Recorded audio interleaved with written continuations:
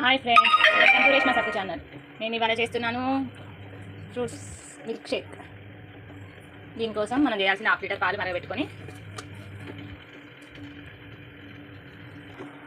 మరిగిన తర్వాత 1/4 కేజీ చక్కెర వేసుకోవాలి.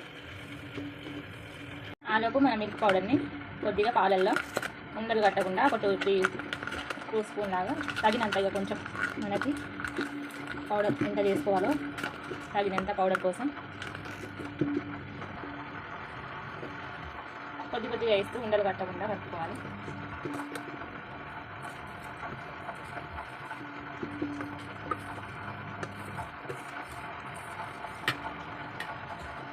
టూ స్పూన్ అయితే వేస్తున్నాను, 1/2 కప్పు.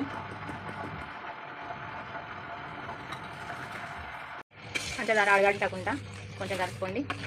ఇలా పాలు మసిలిన తర్వాత స్టవ్ ఆన్లోనే ఉండాలి. ఇలా కొద్దిగా వేస్తూ కలుపుకోండి.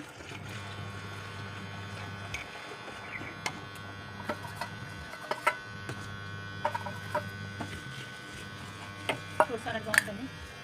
అందులో కట్ చేసుకున్న డ్రై ఫ్రూట్స్ వేయండి.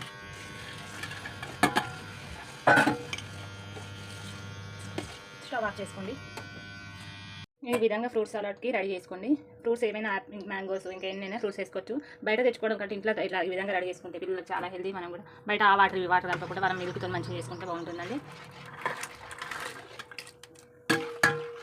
ఈ విధంగా ఫ్రూట్ సలాడ్ ఇంట్లో చేసుకుంటే చాలా బాగుంటుంది. పిల్లలకు కూడా హెల్తీ. ఫ్రూట్ సలాడ్ అయితే రెడీ.